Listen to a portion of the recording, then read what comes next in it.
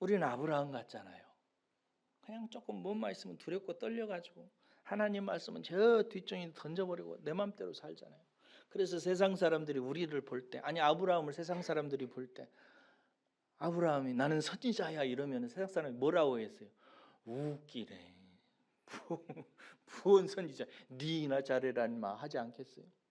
근데 여러분, 우리도 그와 같지만 하나님께서 우리에게 이렇게 말씀하십니다. 너희들은 세상의 빛이야. 너희들은 소금이야. 여전히 우리에 대해서 하나님은 기대를 내려놓지 않습니다.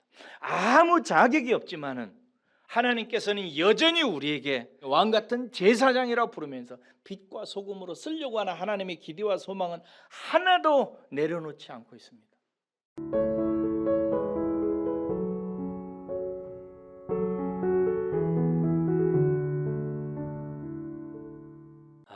여러분 마음에 아주 중요한 질문이니까 믿음으로 정말 대답해 보십시오.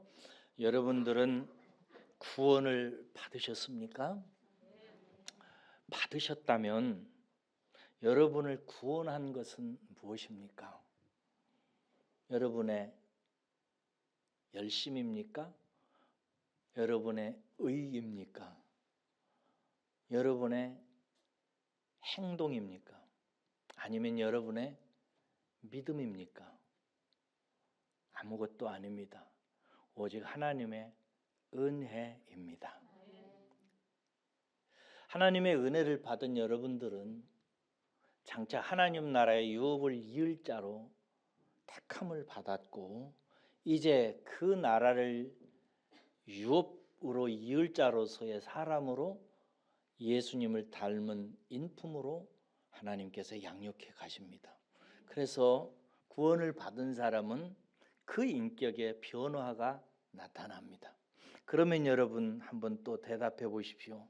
우리를 변화시키는 그 능력은 무엇입니까? 우리의 다짐입니까? 우리의 열심입니까? 우리의 노력입니까? 아닙니다. 그것도 오직 하나님의 은혜입니다. 하나님의 은혜가 우리를 구원하고 하나님의 은혜가 우리를 성장시킵니다. 그래서 하나님의 은혜를 깨달은 사람이 변화되는 것입니다.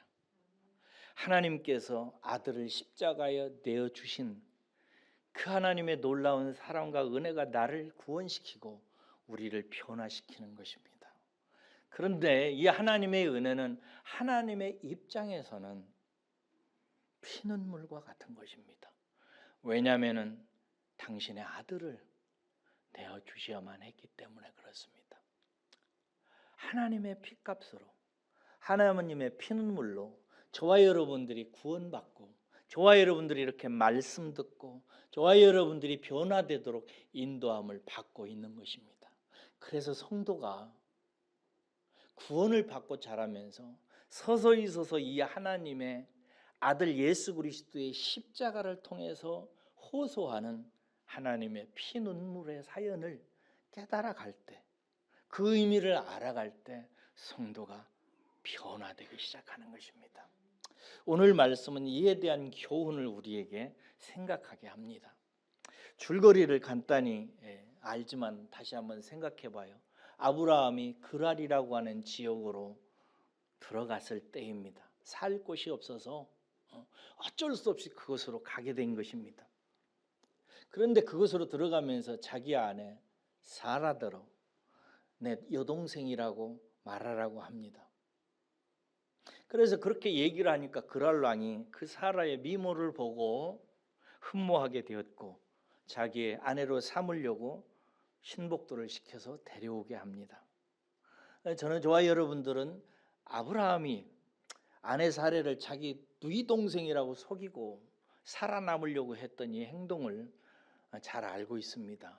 창세기 12장에 아브라함이 애굽으로 갈 때 똑같은 일을 했으니까 말이에요. 그러자 꿈에 하나님께서 아비멜렉에게 현몽에서 나타나서 말씀하시죠. 너 죽고 싶으냐? 그러자 아비멜렉이 하나님, 죄가 없는 사람도 하나님이 그렇게 하십니까? 그런 법이 어디 있습니까? 나는 온전한 마음과 깨끗한 손으로 그렇게 했습니다 하면서 억울함을 호소합니다. 그자 하나님이 바로 그래서 내가 너에게 알려주는 것이다.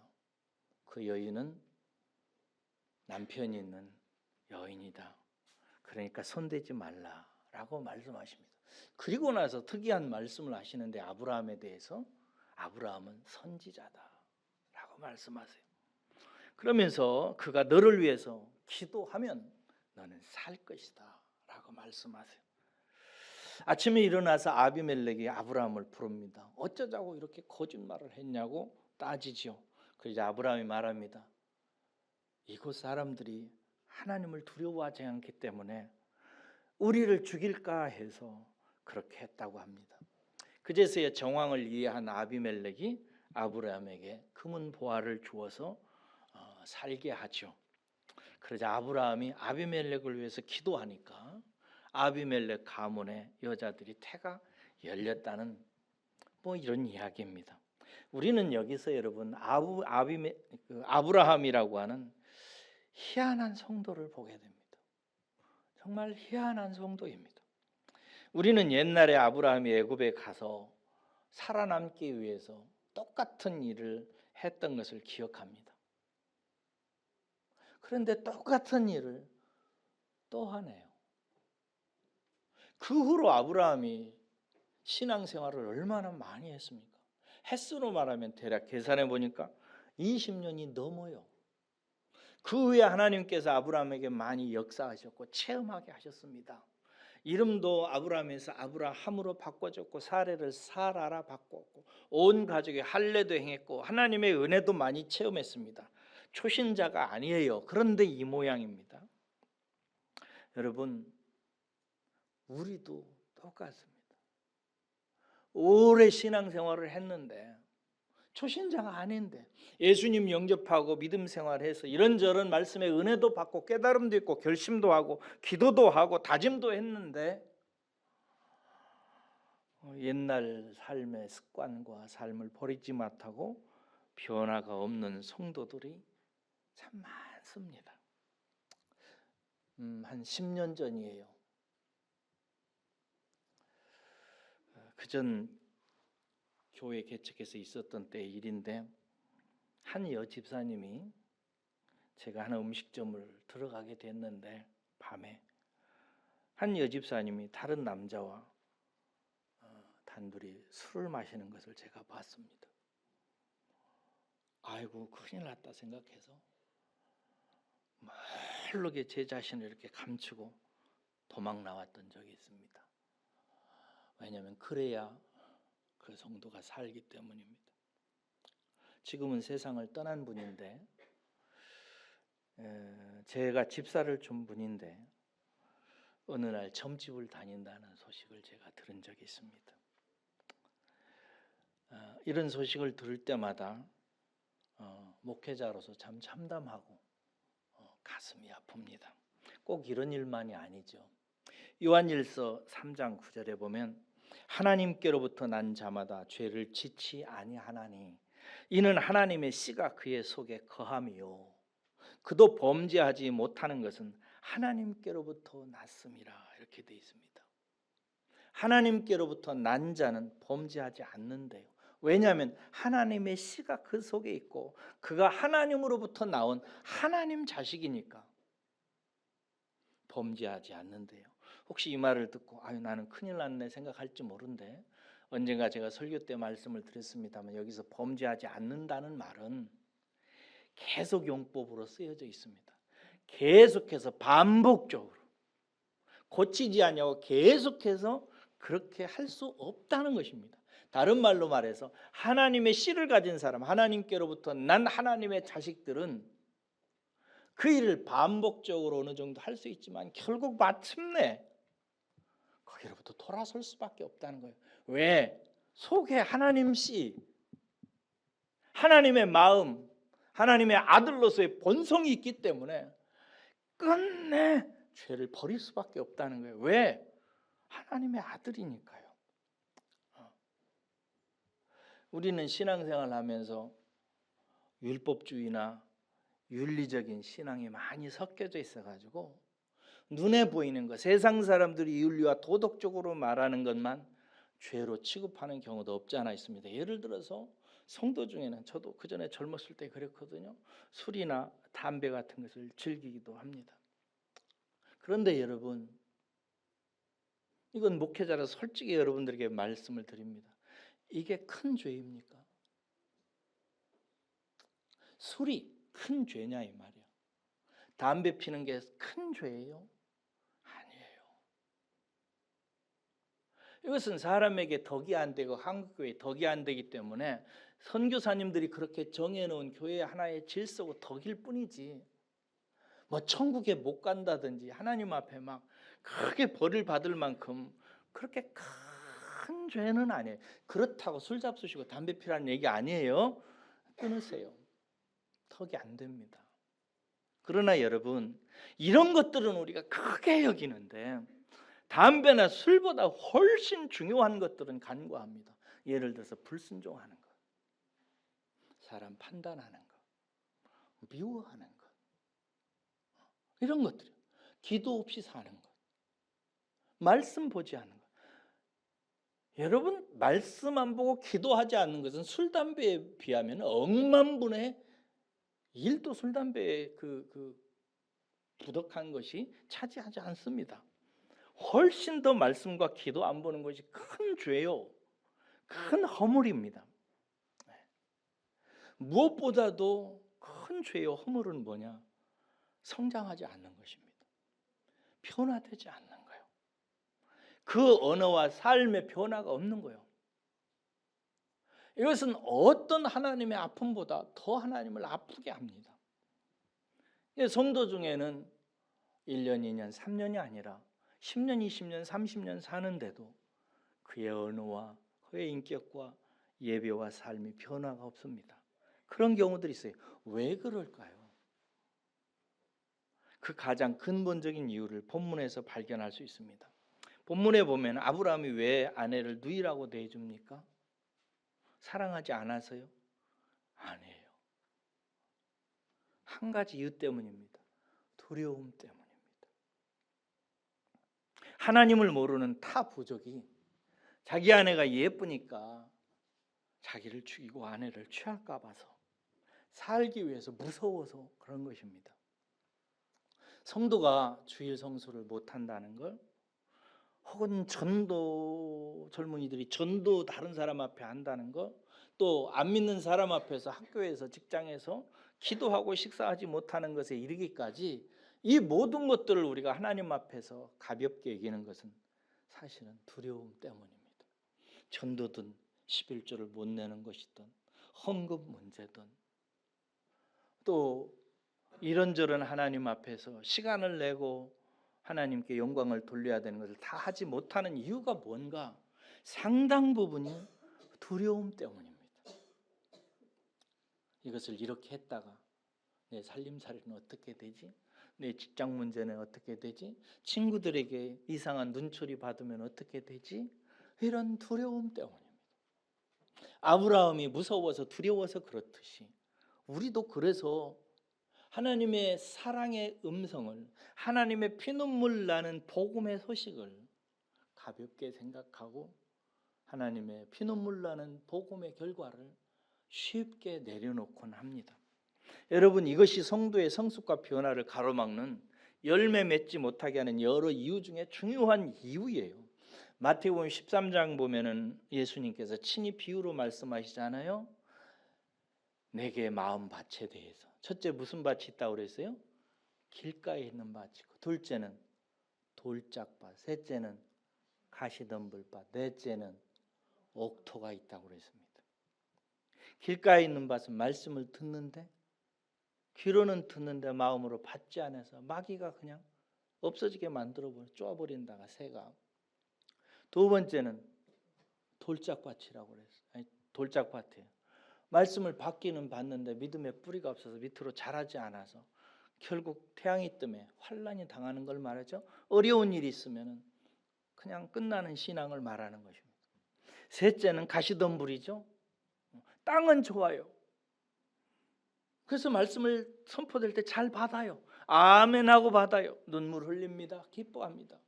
그런데 위에 가시가 있어서 위로 자라지 못하는 나무처럼 온갖 재래의 염려와 돈 걱정 때문에 신앙이 자라지 않는 거예요. 이게 두려움에 속한 해당되는 부분입니다.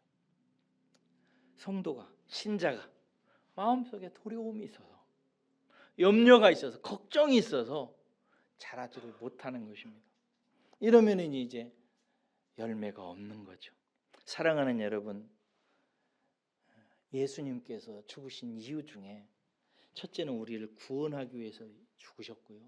둘째는 우리를 키우셔서 열매 맺는 인생으로, 자유한 인생으로 만드시려고 하는 것이었는데요. 히브리서 2장 15절에 이런 말씀이 있습니다. 또 죽기를 무서워함으로 일생에 매여 종노릇하는 모든 자를 놓아주려 하시나니, 이렇게 돼 있어요. 죽기를 무서워해서 그저 작은 일에도 벌벌벌 떨고 무서워서 어떻게 사나, 무엇을 먹을까, 무엇을 입을까 이래가지고 일생을 종노릇한다 이거예요. 매여 산다 이거예요. 예수님께서 왜 십자가에 달려 죽으셨는가, 이렇게 종노릇하면서 사는 인생을 놓으려고 자기의 십자가로, 하나님의 사랑으로 설득해서 너희의 참새나 들에 핀 백합화를 보라. 너희들 안 죽는다. 너희들 하나님께서 허락하신다, 돌보신다 라고 말씀하시면서 하는 것입니다. 목사님은 어떠신가요? 저도 때때로 두려움이 있습니다. 제가 한 번은 사회복지학을 공부하려고 그랬습니다. 사회복지에 대해서 내가 관심이 있어서요? 없어요. 사회복지학을 공부를 왜 딱 한 번 생각했어요. 딱 한 번이에요. 잠깐. 그리고 물리쳤는데 교회 형편이 어렵고 집안 살림이 어려우니까 어떤 목사님이 저에게 소개해 주셨어요. 이종 목사님, 사회복지학 해가지고 자격증을 따. 그러면 교회에서 가난한 사람들을 돕는 사회복지 사역을 할 수 있는데, 급식사역이나 어린이들 교육사역이나 이런 걸 할 수 있는데 그게 눈먼 돈이에요. 이렇게 하시더라고요. 막 복지사 따면은 얼마든지 교회에서 그것을 할 수 있고, 그것만 하면은 목사님이 살 수 있다고, 가정의 살림도 핀다고 그러더라고요. 그래서 할까? 그러다 기도를 했어요. 하나님, 제가 이 일을 할까요? 저는 모든 일을 할 때 가장 중요한 것이 동기입니다. 왜 그 일을 하는가? 내가 이 일을 왜 하려고 하는가? 복지사역을 하기 위해서 하는가? 아니거든요. 중심을 보시는 하나님 앞에서 내가 살기 위해서, 우리 가정 경제 때문에 이걸 해야 되는 이유였어요. 그래서 하나님, 약한 종을 용서하여 주옵소서. 다시는 머릿속에 이것을 생각하지 않겠습니다. 하나님께서 도와주실 줄로 믿습니다 하고 지금까지 달려왔습니다. 사랑하는 여러분, 하나님께서 여러분 돌보십니다. 굶어 죽지 않아요. 하나님이 여러분 사정 다 아십니다. 여러분들이 수고하고 열심히 눈물 흘리며 애쓰고 노력하는 것을 통해서 하나님께서 다 돌보십니다. 여러분 생각해 보세요. 아브라함 하나님께서 죽게 하시겠어요? 말도 안 되는 거잖아요. 하나님이 아브라함을 선택하셔서 그를 부르셔서 열방을 하나님께서 통치하는 제사장이요 왕이요 선지자로 삼은 그를 아비멜렉이라고 하는 조그마한 부족의 수장들과 하나님을 두려워하지 않는 그 악한 자들에 의해서 그 집안이 풍비박산 되도록 하나님께서 내버려 놔두는 것이 이게 말이 되는 거예요? 그럴 리가 없어요. 저와 여러분들은 아브라함보다 더 귀합니다. 왜 그러냐면 아브라함의 아들들이기 때문에 그렇습니다. 아비보다 아들이 더 중요합니다. 여러분들께서 하나님을 믿는 믿음이 있다면 하나님께서 어떠한 경우에도 나를 돌보시고 인도하실 것을 믿을 줄로 저는 믿습니다. 자, 그래서 이런 아브라함을 향해서 하나님이 어떻게 하시는지 보세요. 성경에 그 다음에 아브라함이 그렇게 사례를 누이라 버렸으므로 하나님께서 아브라함을 심판하사 한 달 동안 연병에 걸려서 죽도록 신음하다가 죽게 하셨더라. 이렇게 돼 있어요? 아니에요. 다시 한번 꿈에 2번씩이나 아비멜렉에 나타납니다. 나타나서 아브라함과 사라를 지키십니다. 보호하십니다. 그렇죠? 네. 하나님은 우리를 보호하시고 지키십니다. 우리는 늘 염려하고 두려워하지만 그러나 하나님은 지키십니다. 할렐루야. 지키십니다. 저를 지키고 여러분들을 지키고 우리 교회를 지킵니다. 아무것도 두려워하지 마시기를 주의 이름으로 축원합니다. 성령의 음성을 들으세요. 두려움을 버리세요. 하나님이 우리를 지킵니다. 예. 제가 목사라는 놈이 사회복지나 생각하고 자빠졌으니까 그쯤에 하나님께서 어느 날 예배 마치고 집에 가는데 폐지도 없는 노파를 저에게 붙이시더라고요. 제가 한번 얘기했죠. 폐지 없는 할머니가 오더니 호주머니에 주섬주섬 돈을 꺼내는 거예요. 10,000원짜리, 1,000원짜리. 그래가지고 한 10만 원 가까이를 주시더라고요. 저 깜짝 놀랐어요. 그러면서 하는 것이 지난주에 목사님 교회에 갔는데 목사님이 목회자의 어려움을 얘기하시더라고요. 바보같이 그런 소리를 왜 했나요? 고난당하는 얘기를 하면서 목사님 불쌍해가지고 그동안 폐지 주어서 모은 돈을 10,000원짜리, 1,000원짜리, 100원짜리, 500원짜리 합해가지고 제 호주머니에 이렇게 올려주는 거예요. 그래서 왜 그러시냐고. 아니라고. 괜찮다고 해도 목사님 막 하시라고 하는 거예요. 그래서 제가 그 돈을 받았게요, 안 받았게요? 받았습니다. 받고 오는데 하나님이 망치로 뒤통수를 치듯이 말씀하셨습니다. 내 아들아, 내 종아, 걱정하지 마라. 너와 네 교회 절대 문 안 닫는다. 내가 폐지도 없는 노파들을 다 동원해서라도 너 먹이고 네 가족 먹이고 네 교회 먹일 것이다. 염려하지 마라 라고 말씀하셨습니다. 그 후에 제가 한 주간을 그 주에 금식했습니다. 그리고 하나님 앞에 서약하고 그때 그 예배당에서 금식을 하고 마지막 기도를 마치고 일어나면서 예배당 문을 보면서 하나님께 말씀드렸습니다. 하나님이 저 예배당 문을 닫지 않는 이상 저는 이 일을 계속할 것입니다. 사랑하는 여러분, 하나님이 닫지 않는데 왜 내가 닫을 생각을 해요? 하나님이 굶기시지 않는데 왜 내가 굶을 것을 걱정하냐고요? 하나님이 나를 살게 하시는데 왜 내가 못 살 것 같이 생각하냐고요? 사랑하는 여러분, 우리 하나님을 믿으십시다. 할렐루야. 근데 더 기가 막힌 것은 7절에 있어요. 7절 앞부분 한 문장만 읽겠습니다. 기가 막힙니다. 읽겠습니다. 시작. 이제 그 사람의 아내를 돌려보내라. 그는 선지자라. 누구라고요? 선지자라. 여러분, 하나님께서 세운 직분자가 셋입니다. 구약시대에. 첫째는 왕이에요. 왕은 통치자고. 두 번째는 제사장이에요. 죄인들을 하나님께로 인도하고 돌보는 직분이에요. 셋째 선지자는요, 타락하고 부패한 백성들을 향해서 하나님의 어미로운 경계의 말씀을 전해서 자기 백성을 일깨우는 일을 하는 자를 선지자라고 합니다. 누구를? 타락하고 부패하고 하나님 떠나서 사는 이스라엘을 일깨우기 위해서 세운 직분의 사람들이 선지자요. 그는 하나님의 말씀을 예언하면서 잠자는 사람들을 일깨우는 역할을 해요. 그런데 아브라함이 그런 자격이 있습니까? 아브라함이 누구를 일깨워요? 자격 없어요. 지 아내도 무서워서 다른 남자에게 내어주면서 어떤 사람 보고 하나님 믿으라고 정신 차려 회개하라고 말할 자격이 있어요, 없어요? 없어요. 그런데 하나님께서 아비멜렉에게 말해요. 그는 선지자다. 그는 내가 세상에 세워서 세상에 불을 밝히고 세상을 타락하지 않게 하고 세상을 살리는 일을 하는 내 선지자다.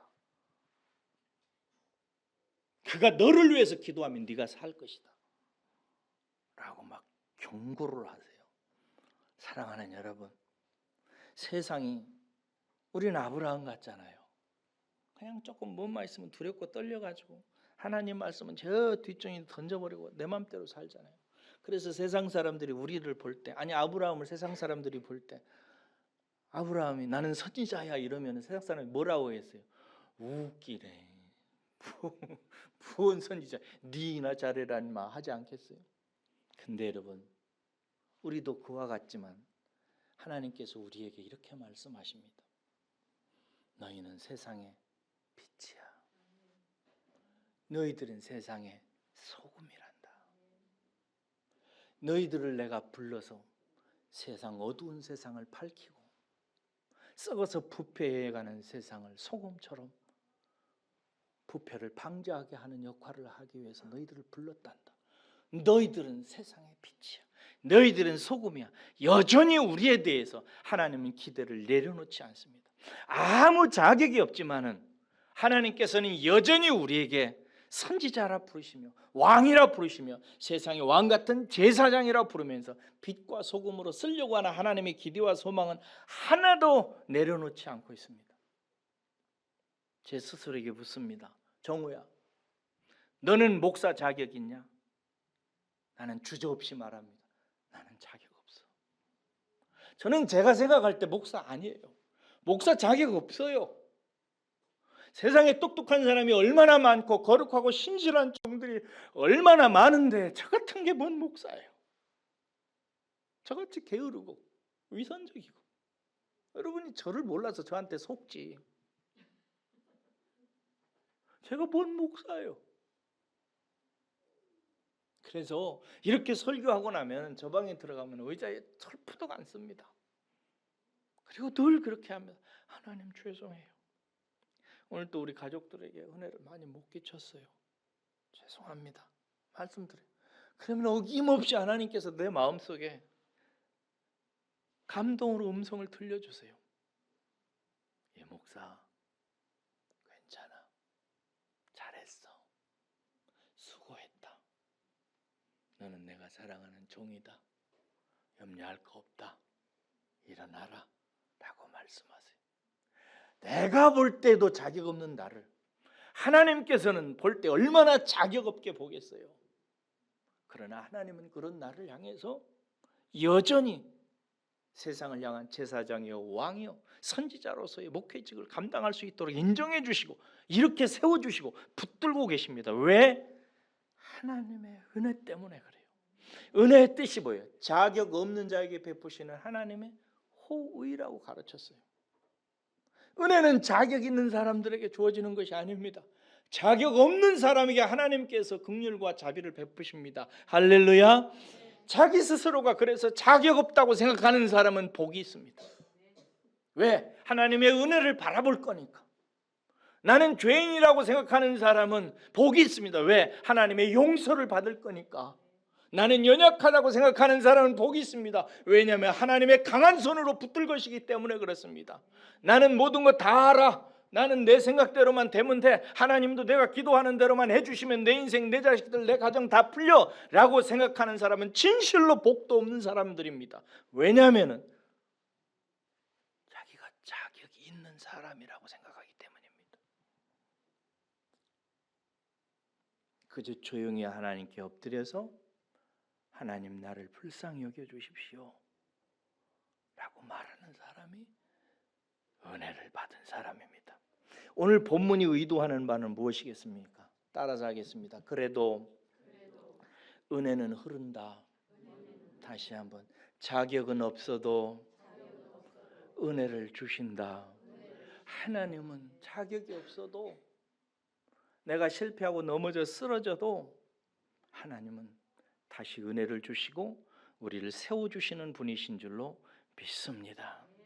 그렇습니다. 그렇게 하는 거예요. 이런 하나님의 은혜를 극한으로 우리에게 연구해서 가르치신 분이 있어요. 남겨주신 분이 있어요.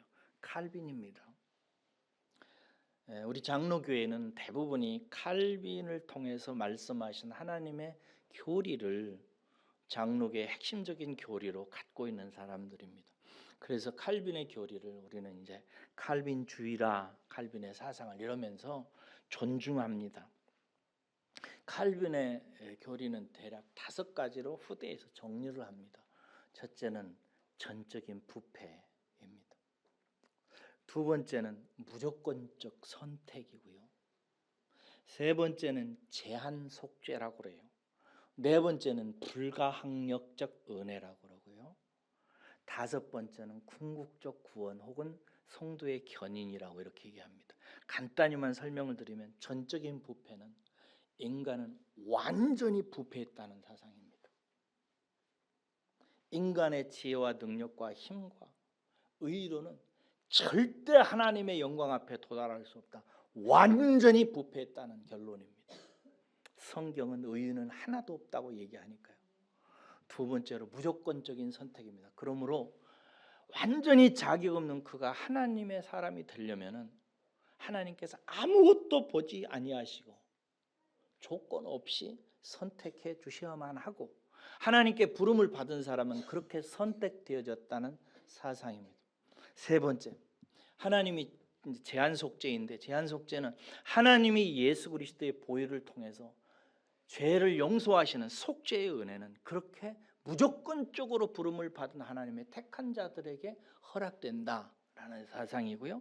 네 번째, 불가항력적 은혜는 안 입을 자, 가할 가자, 항거할 항자라는 뜻을 쓰는데요.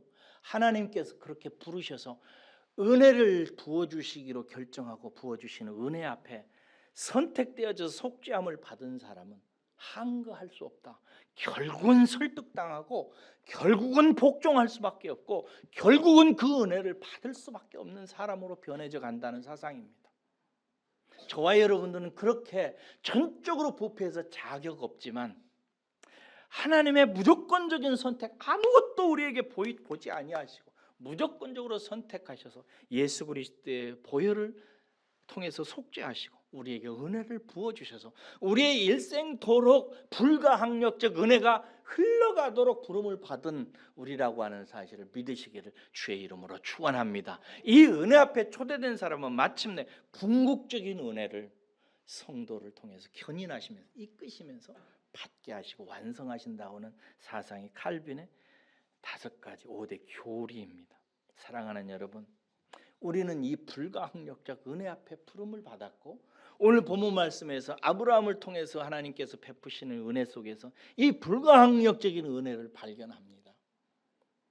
이 은혜 앞에 사랑하는 저와 여러분들, 그럼 됐네.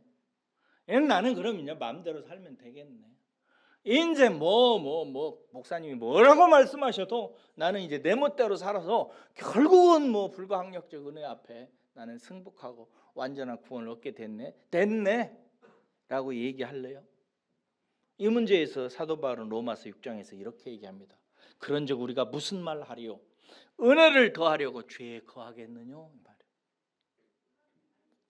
그래서 우리에게 더 은혜를 베푸셔야 되는데 하나님이, 그러면 그 더 큰 은혜를 하나님이 베풀게 하려고 나는 그냥 죄에 거하겠느냐라고 반문을 해요. 그러면서 이렇게 얘기합니다. 그럴 수 없느니라. 죄에 대하여 죽은 우리가 어찌 그 가운데 더 살려? 이게 죄에 대해서 상관없게 되고 나는 상관없이 죽었는데 나와 상관도 없는 죄에게 내가 섞여가지고 뭐 이렇게 고생하면서 하나님 앞에서 더럽게 살겠는가? 그렇게 안 산다 이거예요. 그러면서 뒤에서 이렇게 얘기합니다. 이와 같이 너희도, 우리들을 얘기하는 너희도 너희 자신을 죄에 대하여는 죽은 자요 그리스도 예수 안에서 하나님께 대하여는 살아있는 자로 여길지어다. 할렐루야. 그러므로 너희는 죄가 너희 죽을 몸을 지배하지 못하게 하여 몸의 사욕에 순종하지 말고, 또한 너희 지체를 불의의 무기로 죄에게 내주지 말고 오직 너희 자신을 죽은 자 가운데서 다시 살아난 자같이 하나님께 드리며 너희 지체를 의의 무기로 하나님께 드리라 라고 말씀하고 있어요. 왜? 하나님이 우리를 무조건적인 은혜로 인도하실 때 그 무조건적인 은혜는 사랑하는 독생하신 아들 예수 그리스도의 십자가를 통해서 만드셨기 때문에 그래요. 우리는 십자가 생각하면 그냥 고맙잖아요. 그런데 하나님은 피눈물 나는 십자가요. 하나님 자신을 내어주신 십자가요. 그래서 그 십자가의 은혜로 우리를 붙들고 계시는 거예요. 우리가 속상할 때마다 내 독생하는 아들이 우리를 살리기 위해서 십자가를 참으신 아들의 피를 생각하면서 하나님께서 의로 덮으시고 긍휼로 덮으시고 은혜를 더하시는 거예요. 이것을 깨닫고 이 하나님의 눈빛, 이 피피 사연, 하나님의 갈망, 하나님의 이 사랑과 긍휼과 이 은혜의 이유를 마음속에 묵상하고 깨닫는 사람은 내가 정신 차려야지, 내가 더 잘 살아야지, 내가 더 열심을 내야지 라고 생각하는 거예요. 그러시기를 주의 이름으로 축원합니다.